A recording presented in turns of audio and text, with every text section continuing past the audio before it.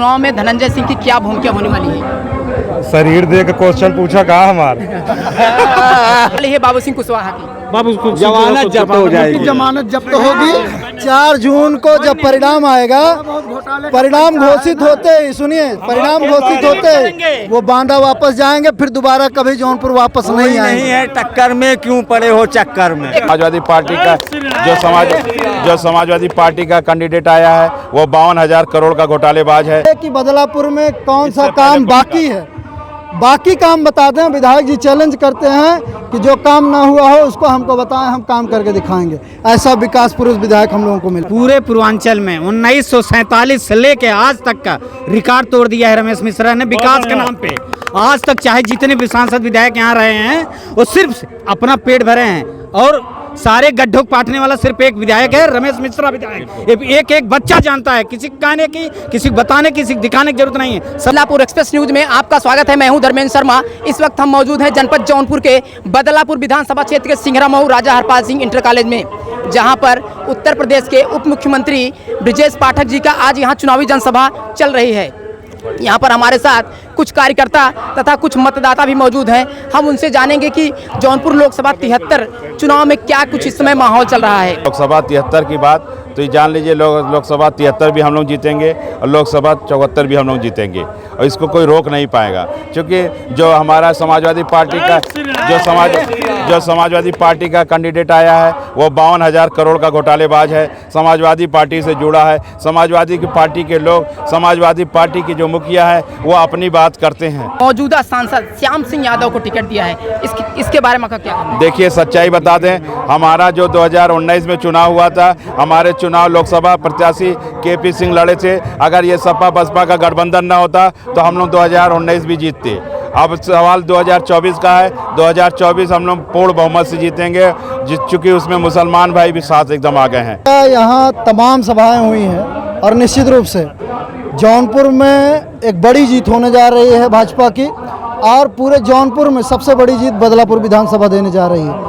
ये भी मैं एकदम विश्वास से कह रहा हूँ। जैसे जो विपक्षी पार्टियां हैं वो लगातार आरोप लगा रहे हैं कि हमारे प्रत्याशियों को कहा जा रहा है कि वो बाहर से आए हैं, और कृपा शंकर सिंह जी को भी कहा जा रहा है कि बाहर से। कृपा शंकर सिंह की जन्मभूमि है यही तेजी बाजार सहोदरपुर गांव है। जो न जान रहे हो आपके मीडिया के माध्यम से जान लो, कृपा शंकर सिंह की जन्मभूमि है जौनपुर। विपक्ष का कोई व्यक्ति खड़ा हो जाए और बता दे कि बदलापुर में कौन सा काम बाकी है, बाकी काम बता दें। विधायक जी चैलेंज करते हैं कि जो काम ना हुआ हो उसको हमको बताएं, हम काम करके दिखाएंगे। ऐसा विकास पुरुष विधायक हम लोगों को मिला। लोगों का कहना है कि रमेश चंद्र मिश्रा के विकास कार्य की वजह से कृपा शंकर सिंह जी को मत मिलेगा। पहली चीज आपको बता दें, हम पूर्वांचल में, पूरे पूर्वांचल में 1947 से लेके आज तक का रिकॉर्ड तोड़ दिया है रमेश मिश्रा ने विकास के नाम पे।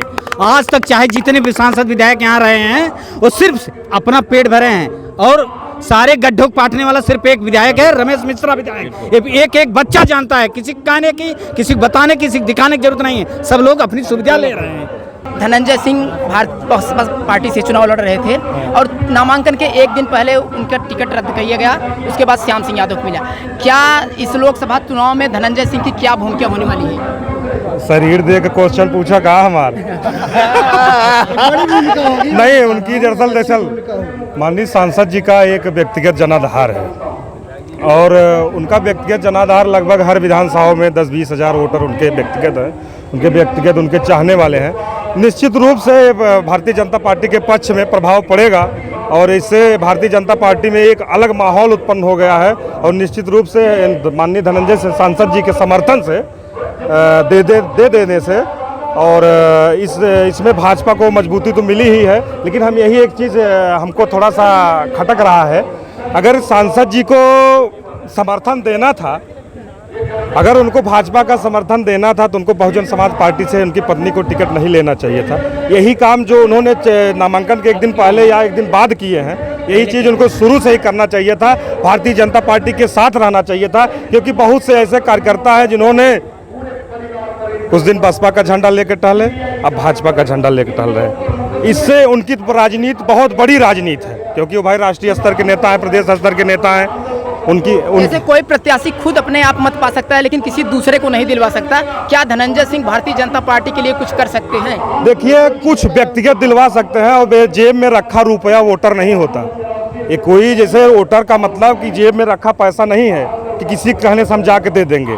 व्यक्तिगत और दूसरे को दिलवाने में जमीन आसमान का अंतर होता है। तो भाजपा की सीधी टक्कर किससे मानी जाए? भाजपा की सीधी टक्कर किसी से नहीं है, किसी से नहीं है, कोई नहीं है टक्कर में। क्यों पड़े हैं चक्कर में हम? और बदलापुर इस बार जो है ऐतिहासिक रिकॉर्ड कायम करने जा रहा है। ठीक है, वो भी जैसा कि लोगों का कहना है कि मौर्य का काफी वोट बाबू सिंह कुशवाहा को मिल रहा है। ऐसा कुछ नहीं है, केवल बहकावे के लिए सब लोग कर रहे हैं और बाकी सारे मौर्य जो है यादव लोग अफवाह उड़ा रहे हैं कि मौर्य हमको वोट दे रहे हैं। ऐसी कोई बात नहीं है, मौर्य सब भाजपा में वोट दे रहे हैं। क्या स्थिति होने वाली है बाबू सिंह कुशवाहा की? बाबू जमानत जब्त हो जाएगी। जमानत जब्त होगी।